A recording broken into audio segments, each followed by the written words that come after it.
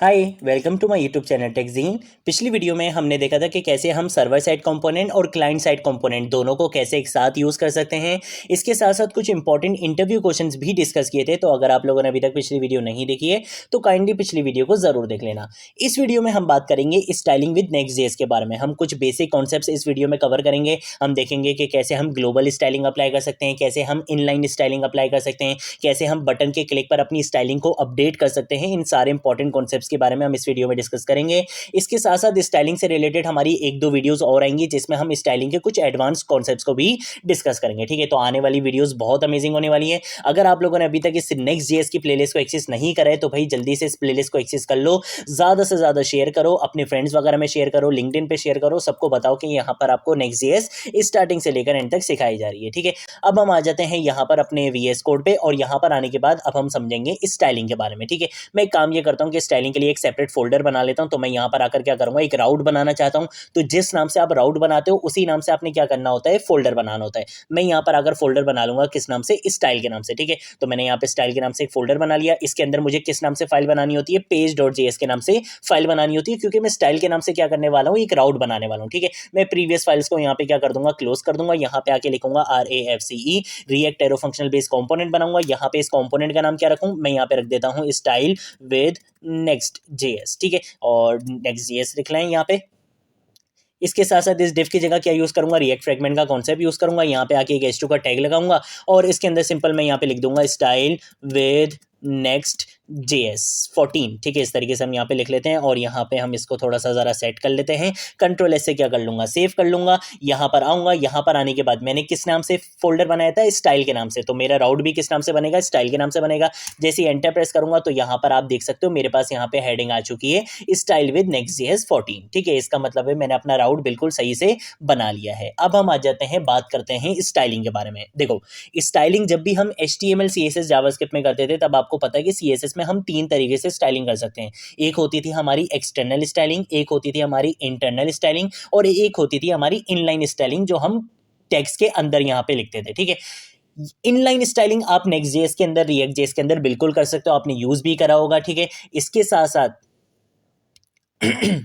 अब हम सबसे पहले बात करते हैं एक्सटर्नल स्टाइलिंग के बारे में। देखो, रिएक्ट.जेएस में और नेक्स्ट.जेएस में आप एक्सटर्नल स्टाइलिंग करते हो, बट उसको हम एक्सटर्नल स्टाइलिंग इतना ज़्यादा नहीं कहते, उसको हम कहते हैं ग्लोबल CSS। ठीक है, उसको हम ग्लोबल स्टाइलिंग कहते हैं। और यहाँ पर अगर आप नेक्स्ट.जेएस में देखोगे तो आपको एक फाइल भी दिखेगी globals.css के नाम से। यहाँ पर आप अपनी ग्लोबल स्टाइलिंग लिख सकते हो। जो स्टाइलिंग आप यहाँ पे लिखोगे वो आपकी अपनी पूरी एप्लीकेशन पर अप्लाई हो जाएगी। जैसे फॉर एग्जाम्पल मैं यहाँ पर अगर लिखता हूँ कि भाई मेरी एप्लीकेशन के अंदर जितने भी H2 के टैग हैं उनका क्या कर दो, फॉन्ट कलर चेंज कर दो। ठीक है, फॉर एग्जांपल मैं इसका फॉन्ट कलर यहाँ पे कर देता हूँ रेड। कंट्रोल एस से क्या करूंगा, सेव करूंगा। यहाँ पर आऊंगा, यहाँ पर अगर आप देख सकते हो इसका फॉन्ट कलर क्या हो गया, रेड हो गया। क्या सिर्फ इसी का कलर चेंज हुआ है? नहीं, मैं अगर यहाँ पे बैक करता हूँ, यहाँ पे आकर आप देखो यहाँ पे भी मैंने H2 का टैग यूज करा था, तो इस वजह से इसका भी फॉन्ट कलर क्या हो चुका है, चेंज हो चुका है। तो मेरी एप्लीकेशन के अंदर जितने भी H2 के टैग थे सबका क्या हो चुका है, कलर यहाँ पे चेंज हो चुका है। ठीक है, तो इस तरीके से आप क्या कर सकते हो, ग्लोबल स्टाइलिंग अप्लाई कर सकते हो। अगर मुझे अपनी एप्लीकेशन के अंदर मल्टीपल ग्लोबल CSS की फाइल्स बनानी हो तो क्या मैं बना सकता हूं? बिल्कुल बना सकता हूं।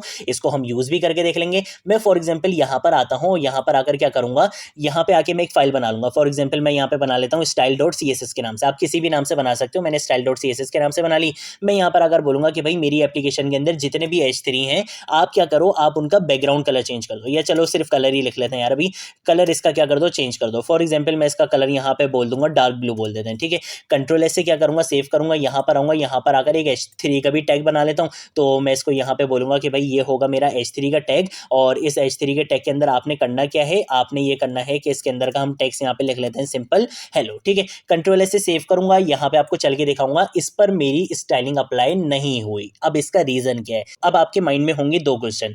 पहला क्वेश्चन तो ये होगा कि यार मैंने ये जो global.css की फाइल है इसको तो मैंने यहाँ पर इंपोर्ट कराया ही नहीं, तो जब मैंने इंपोर्ट ही नहीं कराया तो इसने H2 के टैग पर स्टाइलिंग कैसे अप्लाई कर दी? पहला क्वेश्चन तो ये होगा।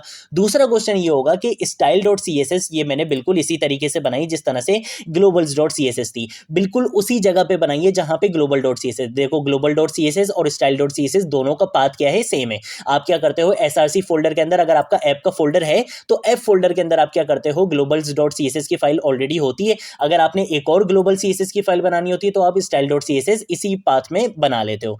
अगर आपके पास ऐप का फोल्डर नहीं होता तो आप डायरेक्टली किस में काम करते हो, एसआरसी फोल्डर में काम करते हो। ठीक है, तो ये चीज तो हमें समझ में आ गई कि हमने पाथ तो बिल्कुल सही रहेगा इस फाइल का, लेकिन इसकी स्टाइलिंग अप्लाई क्यों नहीं हुई और globals dot C S S की स्टाइलिंग अप्लाई कैसे हो गई, इसका आंसर आपको मिलेगा लेआउट डॉट जीएस की फाइल में। ये आपके रूट डायरेक्टरी में होती है लेआउट डॉट जीएस की फाइल। आप यहां पर आओ, यहां पर अगर आप देख सकते हो import globals dot C S S, इसने क्या करा हुआ है, global dot C S S वाली फाइल को यहाँ पे इंपोर्ट करा हुआ है। और आपको पता है कि ये आपकी एंट्री फाइल होती है, ये जो लेआउट डॉट जीएस होती है ये आपकी एंट्री फाइल होती है। आपके जितने भी कंपोनेंट्स होते हैं वो सारे यहां से गुजरते हैं। ये आपका रूट लेआउट होता है, एक तरह से आप इसको कह सकते हो ये आपका पेरेंट कंपोनेंट है। आप जितने भी अपनी एप्लीकेशन के अंदर पेजेस बनाते हो वो सारे इसके क्या होते हैं, चिल्ड्रन होते हैं। ठीक है, जैसे इस पर इन्होंने एक स्टाइलिंग अप्लाई करी हुई भी है। इन्होंने गूगल फॉन्ट यहाँ पे क्या सिलेक्ट किया हुआ है, इंटर सिलेक्ट किया हुआ है। जब भी आपकी एप्लीकेशन में जितना भी फॉन्ट लिखा जाएगा उन सब पर क्या अप्लाई हो जाएगा, इंटर का गूगल फॉन्ट अप्लाई हो जाएगा। ठीक है, अगर मैं एक सेकंड के लिए यहाँ से इस क्लास को यहाँ से हटा देता हूँ, ठीक है, मैं इस पूरे को यहाँ से हटा के आपको दिखाता हूँ।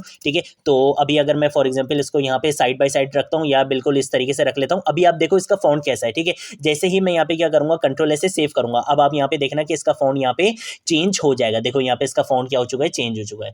तो ये जो फॉन्ट आपको यहाँ पे दिख रहा था वो कहाँ से दिख रहा था, इस लेआउट डॉट जीएस की वजह से दिख रहा था। मैं वापस इसको यहाँ पे सेट कर देता हूँ, ये सेट यहाँ पे हो चुका है। ठीक है, कंट्रोल ऐसे सेव करूंगा, अब आप वापस यहाँ पे देखना तो आपको यहाँ पे आपका फॉन्ट स्टाइल बिल्कुल सही दिख रहा है। ठीक है, तो ये जो global dot C S S की फाइल है ये यहाँ पे हमने इंपोर्ट करवाई थी, इसी वजह से आपकी एप्लीकेशन के अंदर जितने भी H2 टैग थे उनके ऊपर वो स्टाइलिंग अप्लाई हो गई थी जो मैंने यहाँ पर बताई हुई थी। अब style dot C S S को मुझे क्या करना पड़ेगा, यहाँ पे इंपोर्ट करवाना पड़ेगा। तो मैं कंट्रोल डी करूंगा, यहाँ पर अगर सिंपल लिख दूंगा style dot C S S, तो अब style dot C S S के अंदर जितनी भी स्टाइलिंग होगी वो सारी मेरी एप्लीकेशन पर अप्लाई हो जाएगी। कंट्रोल ऐसे सेव करूंगा, style dot C S S में मैंने क्या बोला था कि जितने भी H3 हैं सबका कलर क्या कर दो, आप डार्क ब्लू कर दो। तो अब अगर मैं यहाँ पर आता हूँ, यहाँ पर अगर आप देख सकते हो कि जितने भी H3 थे उनका कलर यहाँ पे क्या हो चुका है, डार्क ब्लू हो चुका है। ठीक है, अब हम आ जाते हैं यहाँ पर, हमने देख लिया कि भाई हम एक्सटर्नल सीएसएस जिसको हम नेक्स्ट.जेएस और रिएक्ट.जेएस में क्या बोलते हैं, ग्लोबल सीएसएस बोलते हैं, उसका कॉन्सेप्ट हम यहाँ पे देख चुके हैं। अब एक और क्वेश्चन आपके जहन में आ रहा होगा कि अगर मैं यहाँ पर भी H2 पे स्टाइलिंग दे दूं और ये वाली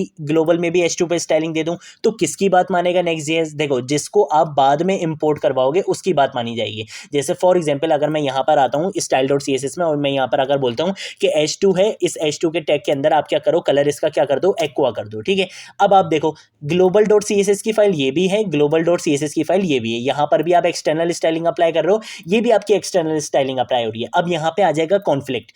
यहाँ पे आपने क्या बोला है कि भाई जितने भी H2 हैं सबका कलर क्या कर दो, रेड कर दो, और यहाँ पे आपने क्या बोला कि जितने भी H2 हैं सबका कलर क्या कर दो, एक्वा कर दो। किसकी बात मानी जाएगी, जिसको मैंने बाद में इंपोर्ट करवाया हुआ। इंपोर्ट मैंने बाद में किसको करवाया, स्टाइल डॉट सीएसएस को करवाया है। तो यहाँ पे आप देख सकते हो कि इसका कलर अब रेड नहीं आ रहा बल्कि क्या आ रहा है, एक्वा आ रहा है। ठीक है, तो ये चीज भी आपको पता होनी चाहिए, बिल्कुल बेसिक कॉन्सेप्ट्स हैं ये सारे। तो मैं एक काम ये करता हूँ कि मैं इसको यहाँ से आगे हटा देता हूँ, मुझे बिल्कुल भी इस तरीके से काम नहीं करना है। ठीक है, अब हम ग्लोबल सीएसएस यानी कि एक्सटर्नल सीएसएस को हम देख चुके हैं। अब हम बात करते हैं इंटरनल सीएसएस के बारे में। इंटरनल सीएसएस क्या होती थी, वो जो आप HTML में हेड टैग के अंदर स्टाइल टैग यूज करते थे और उसके अंदर स्टाइलिंग करते थे, वो आपकी क्या होती थी, इंटरनल स्टाइलिंग होती थी। क्या आप इंटरनल स्टाइलिंग रिएक्ट.जेएस और नेक्स्ट.जेएस में कर सकते हो, बिल्कुल भी नहीं कर सकते। इंटरनल सीएसएस आप नेक्स्ट.जेएस और रिएक्ट.जेएस में इंप्लीमेंट नहीं कर सकते हो, ये सपोर्ट नहीं करता है। ठीक है, तो ये चीज आप हमेशा याद रखना। नेक्स्ट.जेएस के अंदर आप ग्लोबल स्टाइलिंग कर सकते हो, आप इनलाइन स्टाइलिंग कर सकते हो, लेकिन आप इंटरनल स्टाइलिंग यूज नहीं कर सकते हो। ठीक है, आप करके देख लेना, आपके पास एरर आएगा। अब हम बात कर लेते हैं इनलाइन स्टाइलिंग के बारे में। इनलाइन स्टाइलिंग बहुत ईजी होती है, आपको पता है कि आपने सिंपल क्या करना है,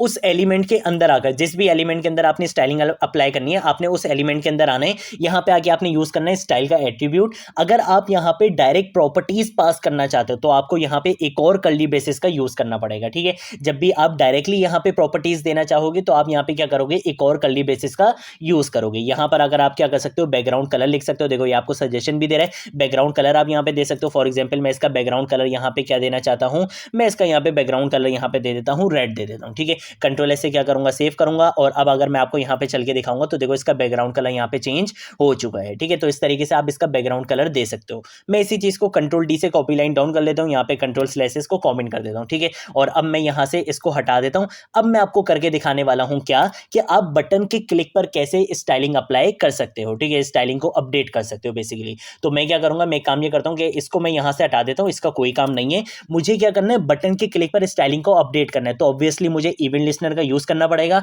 और जब भी आप इवेंट लिस्नर का यूज़ करते हो तो आपको अपने कंपोनेंट को क्या बनाना पड़ता है, क्लाइंट साइड कंपोनेंट बनाना पड़ता है। तो वो कैसे बनाते हैं, यूज़ क्लाइंट का डायरेक्टिव यूज़ करते हैं। तो मैंने यहाँ पे यूज़ क्लाइंट का डायरेक्टिव यूज़ कर लिया। ये मेरा क्या बन चुका है, क्लाइंट कंपोनेंट बन चुका है। मुझे यहाँ पे क्या यूज़ करना है, स्टेट का कॉन्सेप्ट यूज़ करना है। तो मैं यहाँ पे क्या करूँगा, यूज़ स्टेट हुक को इंपोर्ट कराऊंगा। यूज़ स्टेट हुक मेरा यहाँ पे क्या हो चुका है, इंपोर्ट हो चुका है। और इसके साथ साथ मैं यहाँ पे आगे लिखूंगा कॉन्स का कीवर्ड, एरे डिस्ट्रक्चरिंग का कॉन्सेप्ट यूज़ करूंगा। यहाँ पे आगे स्टेट बना लूंगा स्टाइल के नाम से, फंक्शन बना लूंगा सेट स्टाइल के नाम से, और यहाँ पे हम यूज़ कर लेंगे इक्वल टू का साइन। ठीक है, मैं यहाँ पे आगे क्या देना चाहूँगा, बैकग्राउंड कलर की प्रॉपर्टी देना चाहूँगा। ठीक है, तो मैं यहाँ पर आगे लिख दूंगा बैकग्राउंड कलर। ठीक है, इस तरीके से मैंने यहाँ पे बैकग्राउंड कलर लिखा। और बाय डिफॉल्ट मैं वैल्यू क्या देना चाहता हूँ, इनिशियल वैल्यू मैं यहाँ पे दे दूंगा एक्वा दे दूंगा। ठीक है, और इस स्टाइल को मैं कहाँ पे अप्लाई कर दूंगा, कंट्रोल सी करूंगा, यहाँ पे आके कंट्रोल वी से पेस्ट कर दूंगा। एक चीज हमेशा याद करना, जब आप डायरेक्टली स्टाइलिंग अप्लाई कर रहे होते तो आपको क्या करना पड़ता है, एक एक्स्ट्रा कर्ली ब्रैकेट्स यूज करनी पड़ती हैं ताकि आप इसके अंदर स्टाइलिंग लिख सको। लेकिन अगर आप किसी वेरिएबल के अंदर, किसी स्टेट के अंदर स्टाइलिंग अप्लाई कर देते हो और फिर उसको पास करवाना चाहते हो तो फिर आपको कोई एक्स्ट्रा यहाँ पे कर्ली ब्रेसेस का यूज करना नहीं पड़ता। ठीक है, आप डायरेक्टली यहाँ पे अपनी स्टेट का नाम लिख सकते हो। तो इस स्टाइल के अंदर क्या वैल्यू है, बैकग्राउंड कलर क्या कर दो, एक्वा कर दो, वो यहाँ पे अप्लाई हो जाएगा। ठीक है, अब मैं क्या करता हूँ, यहाँ पे आके एक बटन भी बना लेता हूँ। तो मैंने यहाँ पे आके यूज करा बटन, और यहाँ पे आके मैं लिख दूंगा चेंज स्टाइल। ठीक है, इस तरीके से यहाँ पे इसका नाम रख देंगे, या चेंज कलर कर देते हैं तो अच्छा लगेगा, चेंज कलर कर देते हैं। और इस बटन पे मुझे क्या लगाना है, ऑन क्लिक का इवेंट लिस्नर लगाना है। यहाँ पे आके मैं बोलूंगा कि एक एरो फंक्शन कॉल होगा। उसके बाद आपने क्या करना है, सेट स्टाइल के फंक्शन को कॉल करना है, और उसके अंदर आपने करना क्या है, बैकग्राउंड कलर को चेंज कर देना है। ठीक है, तो मैं इसको यहाँ पे कंट्रोल सी करूंगा, यहाँ पर आऊंगा, यहाँ पर अगर कंट्रोल वी से पेस्ट करूंगा, एक्वा की जगह इसका जो बैकग्राउंड कलर होगा वो मैं चेंज करके क्या कर दूंगा, येलो कर दूंगा। ठीक है, कंट्रोल एस से क्या करूंगा, सेव करूंगा। और अब आपको मैं यहाँ पे चल के दिखाऊंगा। ठीक है, यहाँ पे आप देख सकते हो मेरा बैकग्राउंड कलर अभी क्या आ रहा है, एक्वा आ रहा है। जैसे ही बटन पे क्या करूंगा, क्लिक करूंगा, इसका बैकग्राउंड कलर यहाँ पे चेंज हो जाएगा। तो आप बटन के क्लिक पर कैसे स्टाइलिंग को अपडेट कर सकते हो वो चीज भी हमने यहाँ पे देख ली है। हमने ग्लोबल सीएसएस का कॉन्सेप्ट भी देख लिया है, मल्टीपल ग्लोबल सीएसएस की फाइल्स कैसे बना सकते हो, कैसे यूज कर सकते हो, कहां पर उस फाइल को इंपोर्ट कराना होता है, वो चीज भी हम यहाँ पे देख चुके हैं। इसके साथ साथ हमने इनलाइन स्टाइलिंग का भी कॉन्सेप्ट देख लिया, और हमने ये भी देख लिया कि आप नेक्स्ट जेएस के अंदर या रिएक्ट जेएस के अंदर इंटरनल सीएसएस का कॉन्सेप्ट यूज नहीं कर सकते हो। ठीक है, तो ये सारी चीजें आज हमने इस वीडियो में कवर कर ली है। अगर कोई चीज नहीं समझ आए नीचे कॉमेंट सेक्शन में पूछ लेना, सोशल मीडिया अकाउंट्स पे पूछ लेना, मैं जरूर आप लोगों को रिस्पॉन्ड करूंगा। वीडियो अच्छी लगे तो एक कॉमेंट जरूर कर देना। अब हम मिलेंगे नेक्स्ट वीडियो में नेक्स्ट टॉपिक के साथ, तब तक के लिए बाय बाय।